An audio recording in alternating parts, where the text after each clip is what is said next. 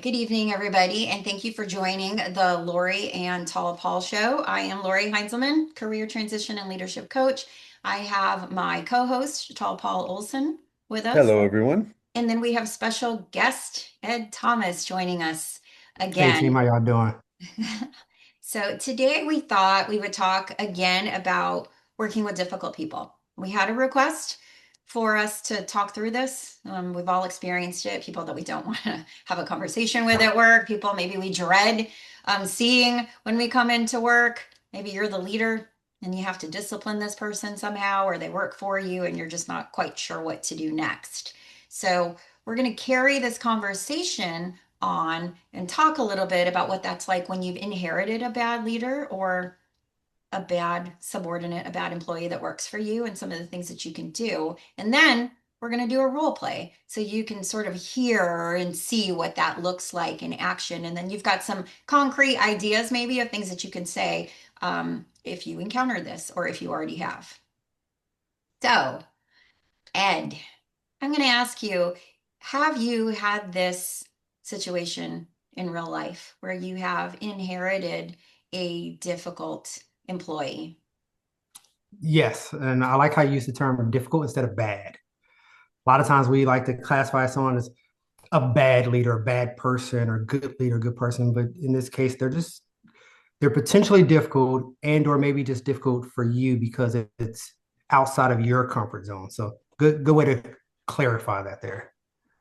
I love that. I, Okay, li- so I you, like how you just clarified it there, Ed, like outside of your comfort zone, because that's a big part of it, right? Is like That's it. it's like we don't know how to deal with a person like that. So now we're uncomfortable and we project onto them that they're bad Right. because we're uncomfortable. And their style just may be different, or maybe they don't have the tools or the skills yet. Uh, and so now, as a leader, you've probably had some either mediocre to great people, but now you have someone that you really have to invest in, and that's why you're put in a leadership position. Like those are the times we need you to be leaders, not for the great person. They're going to do good no matter what, no matter who their boss is. But I need you now to develop this one person, and that takes time. I love So that you brought have that you up, had Ed, this? because leadership development is so important.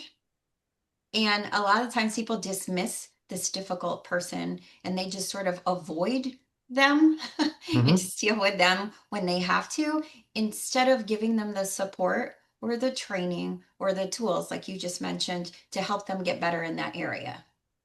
Because it takes time. Like most of us are fairly busy at work. And so when you have this, let's say, quote unquote, difficult leader or team member, it takes purposeful, deliberate time to invest in them to make sure that you're helping them try to fill the gaps to help the organization.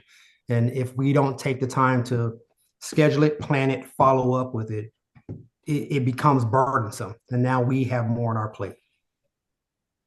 So Ed, I have a question for you. Have you been in a situation where there was someone you wanted to spend this time with, but someone above you was telling you that you didn't have time? Yes. And so I've had the opportunity to lead teams, close knit teams where everyone's together, and teams where people are scattered across the United States and the world. And sometimes you need to spend a little time investing in certain individuals, and they'll, depending on what the atmosphere is, the plan, the strategic development, whatever, they're like, hey, we shouldn't be investing all this time on this one team member because you can't, because the theory is what you do for one, you do for all. You can't do that for everyone. So you kind of have to figure out how to handle that appropriately with time constraints because resources, time is a resource that we can get to and support everyone at the same time. Have you ever had to fight for that? Like where you had to work with your superior to say, I get what you're saying, but like, Yes. have you ever had to do that? And so explain how that kind of played itself out. It, it's that, so hopefully you've had that communication, that trust that's built up between you and your leader. And then it's a matter of, you get two buts, I think. Yeah, like you said, yes, but. That first but is me explaining to you why I think this is beneficial. And in most cases, they're going to come back and explain to you, why they think the alternative is better. Now I need to take that into consideration and refocus that and show that I'm meeting their intent as my leader, but why this time is investment as well. That's my second but. So now I'm reinvesting back into this, for the purpose for discussion with this leader, with my director. And then hopefully by that time they've accepted, my reasoning behind that. And so in most cases, we can give some, there's a little give and pull here that we can take in that situation. Really, have I seen them like, no, move on, because they understand the desire behind why we need to do what we need to do. And sometimes maybe it's a move on because I don't understand the full scope of what's really going on. I may see it from my viewpoint, but from my director's viewpoint, they have a wider perspective. They see some alternate stuff. So in those two buts, now I am gaining knowledge, hopefully in that space as well. And then like, okay, I see why you said this. So then we can move forward in this direction. Mm. So, Ed, what about conversations involving an individual's development? Because so Paul mentioned something about spending, if you spend time with one person, or maybe it was you that mentioned, if you spend one time with this person, then you have to invest that same amount of time or invest that much effort in others. What if this one person that you're investing your time in needs more support than the others because their development or their performance is at a higher standard? Because each person's development plan should in theory look different because their Yes. strengths are different, where they are in their right years spent, experience should look different. So it could justify the fact that this person needs more support or enjoys more support versus someone who wants to be left alone and kind of do their own thing. Yeah, and you just got to be mindful of those folks. Everyone is getting support. You're going to support the team. We can't just be like, I'm going to spend time here because this person is difficult, or I'm spending time here because I can communicate well with this person. That happens also. Like I click with this person, so I'm just going to Mhm. spend my time here. And so we still have to support the entire team, but be mindful that maybe for this brief period, I'm investing more time here, but I'm still investing time everywhere based on the needs of the entire team. You brought up a great point about people that you like taking up your Mhm. time. People you like, or people can be difficult even if they're nice. And what Yeah. I mean by that is they can be the type of personality that requires social energy, and they come to you because you are a willing ear, like, and you will listen and engage, but they're taking up a ton of your time because they just talk so much. Mm-hmm. It's not really a bad, they're not bad, like, you know what I mean? They're They're not not bad, difficult. but It's that's not an a hour bad gone. thing, but it is difficult Yeah. because you got to try to figure out how do I, this is Yes, taking up a lot of time. great, great, great topic. Let's talk about that, You're Ed. you're circling a tower, and I need you to land this plane. And it's just going. Right. A lot of people have that problem. I mean, or I shouldn't say a lot, but I know leaders. I'm so glad that you brought that up, Paul, because without mentioning names, my husband, I had somebody that they come to him because they trust in him, but that's no Mhm. longer his direct report. So the types of conversations that you need to have to gently guide this person back to where they should be going, and then also what you should be saying depending on the context of the conversation. So Ed, have you had that situation where people just keep coming to you? Oh yeah, you mentioned it. In my previous role, I still have people that obviously I'm still connected with that will reach out and talk to the things, and even it's never a space of this is what I would do because I don't know the context of what's truly going on. I'm getting one side of a story. The dynamics of everything may be totally different from when I was in that space. But what I do say is these are some questions you may want to ask. Make sure you're like going back to your leader. Have you thought about this? I can tell you from an space, there are some things going on that you may not know about. Ask about these things and just be open minded. So it's never I try not to get into the space of, well, I would have did this because it's not their place to know Ed Thomas's opinion on that situation because obviously their leader did something different. And I don't want them judging their leader based on that decision that was made. They already have a feeling about it. That's why they're calling me. But I want to hopefully give them some perspective and feed them with questions to ask back to whoever their leader is. So that way they can have a conversation. Mm, So how do you yeah. how do you gently tell I want to go back to what Paul said too with the person that won't stop talking. They come to you, they're nice, and they want your ear because you're Hmm. listening. 30 minutes later, they're still sort of talking about the same thing or like the 10th problem. What are some things that you have tried to help curb the conversation and that you're able to get back to work? That's a tough one for me. Because everywhere I go, not everywhere, most places I go, random people just stop and talk to me about stuff. Look at I'm that. talking about at the gas station. I know the things I know about people in their lives that they just tell me that are, I think, are pretty personal things. And my wife laughs at me. My kids just kind of walk away. Like it happens often. And so it also happens, obviously, at work. And so there's this at work, I have to be mindful. I stand at work, people walk in the door, always turning, I try not to be typing while talking to people. I think it's disrespectful and discards their conversation and doesn't build that trust. And just finding that space to how do you back out of that conversation or the words to say, all right, let's wrap, not saying, well, let's wrap this up, but all right, hey, go ahead and take care of this. I'm about to jump into this real quick and then we can follow back up with this. Something to say, we're closing this out. I need to go take care of something and then I can reconvene with them at a later point in time. Most of the times there isn't something that in that space that they're just downloading. They just want to, sometimes people just need to get it out of their head. And that's okay too. There's so much going on up there. Once they said out loud, my former coworker, he used to make fun of me all the time about this because he'll come to me with problems and I saw none of them. Like I'm not in the business of solving his problems, but I just sit there, I listen, I let him get it out there. I might ask him a question or two, and then he'll go back to work, and that's the end of it. And he realized after we worked together for a year that I'm not going to solve this for him, but I will give him the space to allow him to talk through it, and that he's solving that problem because that is for his development to work through it.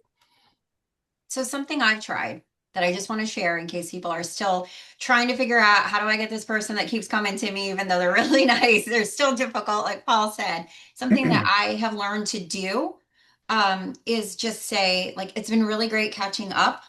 Yeah, oh, but I have to get back to work, right? Or I have this meeting at 9:30, or I have to prepare for this meeting. And so I've learned that if I preface it with it's been really great catching up, or it's been really great, connecting again, or whatever it is, that it allows you to feel okay, sort of getting, cutting the cord or cutting the Mm-hmm. connection and then being able to get back to work. Yeah. Or I have this meeting that I have to prepare for. I mean, really, you don't even have to say the catching up part. I have to get back to work, right? Let's talk again later, like Ed suggested. It helps Mm-hmm. you cut the connection. Yeah. Because if not, they will that plane will just keep circling. That's right. Yeah. I like to say it sounds like you have a real problem that you got to spend a lot of time by yourself working on. No, I'm kidding. Emphasize the by yourself piece. I have not I'm only tried that kidding. one. I have not tried that one, Paul. I'm going to try that next. Um, That sounds like a very introspective thing you should go focus on. That's what you want to say, right? But you don't. You're exercising emotional intelligence, and that's what we want to talk about with the Yeah. difficult conversations. What else? Like, what else is like difficult? Like, so I want to sort of go back to the inherited person because I know Ed, you probably got that a lot with people you just sort of inherited when you moved from one assignment to the next. What about people who didn't want to listen to feedback or didn't want to improve that performance? Did you have those types of challenges? Yes. There's always the different variances. So when it comes down, like when you're doing an assessment, especially now we talk about this at work, it's a matter of knowledge, skill, or will. Is this a knowledge gap, a skill gap, or a will gap? And if you're saying in this space they don't want to listen, um, it, then it's a matter of what is my expectation for them? Is my expectation asking too much? I have to do that assessment. Or are they adhering to the job description that we're asking of them? If they're performing a job that's probably not at the level I want them to, maybe I need to reevaluate. Maybe their 100% is what I consider 80%. I have to assess that because if they're giving their all, who am I to fault them for giving their all? I have to, that's a leadership thing that I have to reevaluate. But if they're giving 20% and I know they can do 100, now we need to have some different discussions. and figure out what are we doing to get you to fill that gap. And so then you just, I think you got to know your people, but also in that process, as for this one, we're talking emotional intelligence. You got to know yourself and what your expectations are, so that way you're not asking too much of your people. That's a tough one because I know I have very high expectations. And I know what you mean. When I look at other people's work, even in school, right? I'm in school right now, finishing this master's program, and so working as a team on a project, on a paper, that's difficult because that's a final product that you all have to submit for a grade, and we all look at that differently. What one person sees as done, complete, another person may not. There's still more that they would do. And so it's like, how as a leader do you, I don't know, like figure that out, right? Like it does go back to, I guess, the job requirement. Is the person Mhm. satisfying the job requirement? And from a paper perspective, what's the rubrics? What's the rubrics for the paper? What's the assignment? What's the graded criteria? And also for your, in your space, maybe C's get degrees. So sometimes people are okay with a C, but you're in that group with them. You're like, no, I know we can do an A because I'm putting in A effort. But they're like, I'm good. I've met the requirement. We're not failing, and I'm okay with that. And man, that's some soul searching. You gotta walk away. But that's tough. And I imagine that is a real thing. I know it's a real thing when you have employees who one is that A student and the other one's the C student, as long as they're doing the job, right? And so I Mhm. don't know. It's Well, just yeah, it's like interesting. the question is, when is it compromise or when is it neglect? Right? So you have a standard, they don't. Their standard is still going to get you a passing grade. So do you compromise with that? Do you compromise with them or do you neglect your own um, desire for an A? Right? So how do you walk that? How do you make that decision? And so I'll ask you, Lori, have you had to make that decision where you're like, I'm gonna I'm gonna compromise or I'm not gonna neglect my own need for an A. So there was some self-reflection in that area, really, like Ed mentioned. Is it that this is what Lori wants, or are we really not satisfying the rubric or the deliverable? So I went back and I looked at that first. And if I felt we weren't satisfying the deliverable, then I continued to have the conversation with the people on my team. And so I would bring up the same things, even if I had to bring it up in a different way.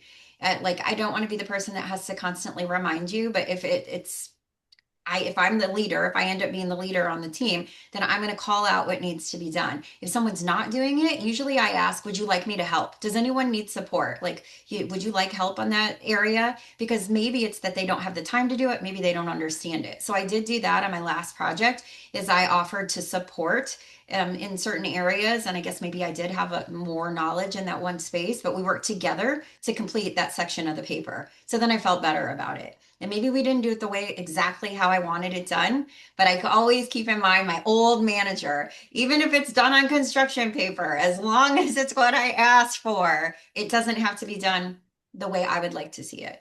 We didn't have to use the word I wanted to use as long as it met the deliverable. So I did have to go back and look at some of it's at control. Is it what Lori wants? Or is it, again, the rubric or what the job requires? Well, what I think would be fun, if you guys are up for it, Just a is role I play. think it would be fun if our audience, who's been around for a little while, remembers the character Kragan.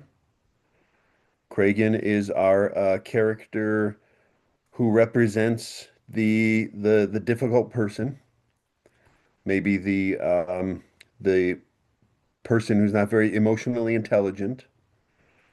And so I think it'd be fun if we did a scenario where I play Kragan and Ed has inherited me as a new employee. and maybe Ed's the director, I'm the manager, Yes. and then we role play a scenario where I am difficult, and we get to hear kind of how Ed navigates the difficult Kragan. Whoa. You guys up for that? Yep. Get to meet the Kragan, the infamous Kragan. And I like this because Kragan is a manager and he may not realize that he needs some help. So let's go for it. Let's come on, Kragan. Okay, here we go. All right. Oh, oh man. Ed, dude, I can't even tell you, man. So sick of these people. I mean, I'm so sick of managing people. I just can't even take it anymore, man. I don't even know what to do. So when you're saying sick of managing people, like what's going on, Kragan? What's happening here? Oh, this just, I'm telling my team this morning, we just had a meeting with my team, and I'm like, all right, hey guys, when we're writing this report, okay, I mean, you got to make sure that you use Helvetica font, you know. We need Helvetica font. That's what fits in the spreadsheet the best. Is Hmm. Helvetica font 11 point, you know? And then what do I get? I get like three different fonts from people, three different people. And so I called them all together and I said, what's your problem? What else do I have to tell you to get Helvetica font? This is 11 point. Hmm. They don't get it. And they'll look at me. This is looking at me like blank stares. So Kragan, let me ask you a question because I'm asking this question because I don't know myself. So when you're Hell, you talking don't know to what me about, Helvetica font is? 11 I point. didn't say I don't know how Valga finance. I'm saying with the adjustment process, have you talked to him about where to find this at? Have you educated them just instead of saying do this, have you given them the steps on how to do this? How to find a font in Yeah, Excel? in Excel. It's right up there. You just go to the little font field and Okay. click it But on. as their leader, have you talked to them and showed them how to do the steps? Because, and I ask this because we assume that we know what they're talking about doing. When you're telling them this is the requirement and this is what works best, I imagine your assumption is you know it because you're the manager, and this is why we put you in a leadership position because you know this extra information. So you know it, but have you taken a minute to show them what it is you're talking about? Something that may be very simple, but they may not know. Ed, come on, man. These are professionals. These people have been working professionally for years. Okay. They've been using Excel and Word a long time. They know where to find a font to change it. But you're still not answering, do they know? Have you showed them as a leader what your standard is? Because you brought the team together, you've asked them and you told them what your standard is, but have we ensured that they know how to fulfill that standard? You've given them half of the puzzle here. So the other piece is making sure they have the training. I talk to this, we talk about this all the time. Knowledge, skill, and will. Now, what I'm assuming you're saying is they're willing, they're choosing not to do this. But have Mm. we, you and I, talked through the knowledge and or the skill to do this function? Can you confirm that we've done this to make sure that there's not a will decision? Look, man, if they don't have the skill to change a font in a document, we should fire them. Maybe that's what I'll Maybe. do. Maybe I'll fire them. So we're going to fire the team over the font that we still haven't said that we know that they know how to perform this function. Is that where Well, we're getting at here? you're really telling me I have to go? Do I need to do a tutorial? I mean, do I got to bring someone in? I got to bring a professional Excel trainer in to show them where to find the font? So, Craig, and I'm asking you this. If your next step is to bring in a professional trainer, then I think yes. If you think it has to go to the step of a professional, do you think that this may be a little bit more than what they need? Oh, we don't have to bring in a professional. I'll just show them. But you just mentioned that we need to bring in a professional. So I'm asking questions based on what you're telling me here. Well, I was just saying that because I think it's absurd that I have to show them where this thing is. Okay. Oh, and you know what? Oh, here's another thing. All right. Do you think that I should have to show Tammy where the soup button is on the microwave? She came to me the other Tam- day, talking to me for 10 minutes, saying mhm.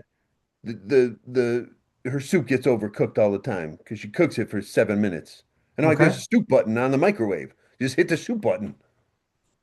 Was Tammy telling you that because she needed some assistance, or was Tammy just talking just to talk? Oh, oh, Tammy. I mean, she just talks, just Okay. talking all the time. And so how about we step back for a second? We're gonna look at this two different situations here. We got the team here with the Excel concerns. We got Tammy here with the soup and coming to not confront you, but come and talk to you about some things she just has going on, and she just kind of flustered. She's coming to talk. She's coming to get this off your chest. But most importantly, as your boss here, I'm concerned about you because I feel like you're a little stressed right now. Me? Yeah, correct. Because we have things going on right now, and I feel like you're a little stressed in the moment. And so Well, I'm look, asking. that's exactly it, right? I got stuff going on. I don't need to listen to Tammy talk about her soup, the soup getting burned. Mhm. And I'll have time to show these people where the, stupid, a field is to change the font. I mean, these people got to Okay. figure it out for themselves. Or you know what? Around here, we learn on the fly. And those people got to learn on the fly. They got to, take it into their own hands and figure it out. So then, Craig, and I feel like I failed you in this space then, and I apologize for that. Because if What are you you picked talking up about? from because if you picked up from our engagement as a team that we want people to learn on the fly and that we're not here to help and support them, that means I've exhibited that to you as your leader, and I apologize for that. Because What? hopefully that's not how I've carried myself, and hopefully I've been here to support you in your development in your role. And if that's the mindset that we put out there, I just want to apologize to you now, and I want to see where I can fix the gap and fill in the space, so that way you don't feel like you have to learn on the fly, and that's the space that I want to set for us as an Whoa, organization. whoa, whoa, Ed, Ed, this isn't about you, man. Oh, it is. You're great. You're But great. Are you kidding me? I can't be great if you feel like this is our environment, and I'm sorry. Because I want to make sure that you feel supported and that you know that what we're here to do as a team is to collectively come together and help each other out. And I feel like I've let you down in that space. And so I'm Wow. going to, we don't have to talk about it right now. I'm going to ask you to think about it a little bit, and we can set up some time in the future because I want to know how I can best support you and make sure that you don't necessarily feel this way because that's not what I intended to do as your leader. And I apologize for that.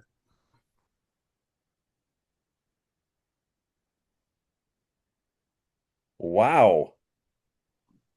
Yeah. Okay. So So, all right. I just I have think to, that's a great place to end it. I don't I don't know where to yeah, go from yeah. No, there. so I was going to say, I think that's so amazing because, we do just, have a few minutes left, but I think it's so amazing because Ed, you brought it back to what it really is, right? It's about our how we lead as people in the organization. And so if Cragen is behaving this way as a manager, I know you've just inherited him, but I love how you said maybe there's something that you've done. Maybe you haven't made your expectations clear yet about what you'd like the team to be like. But I like that you put it on you first to see what have I not communicated? What can Mm-hmm. Cragen and I talk about so that I can give him the support that he needs. So maybe he doesn't feel this way. Because when you had that conversation, he kept getting more and more stressed. And I love that you looked at it from that side instead of automatically looking at Cragen as this horrible, difficult person. I mean, that was Yeah. amazing. That was And I think it's a amazing. matter of like, we can give him the tools to fix. But once I figured out that there's more things there, then I can see that he has a lot on his shoulders. And that means that I'm not there supporting him. And maybe I am, and maybe he's just not managing it well, which once again means I'm not supporting him. And then I can help him reallocate his time, his resources, whatever that may be. But that's how I see that as we start seeing multiple incidents kind of pile up on a leader's shoulders. Yeah. Yeah, I So thought, man, that was like amazing, right? Because uh, right from the outset, you were like, well, did you show them where it is? And that's like this the simplest thing that people can ask of someone they're managing, and like you don't hear people ask it. And I like It's like that. the simplest You thing. you went with the ultimate answer is Well, they should know. Yes, Hmm. and They that's the should. standard answer too. Yeah. Hmm. What Cragen said. Really, I got to show them where this is. Yeah, they don't want to take the time, but you're right. Unless you can say you showed them, then you haven't done your due diligence as a boss. As a Especially for what I picked up in there as a standard operating procedure. You want this as your SOP. You've set this out. You want this to be this way. Is there like a policy that we've sent out? If we give them some guidance, there's something there. If this is our new standard. that was pretty amazing. Um, That yeah, what so that was so great when I thought I had you. It was right before you twisted it back to yourself and you said, "Well, maybe I failed you." The first part, I think, where so I'll give you a tip. A lot of things I like.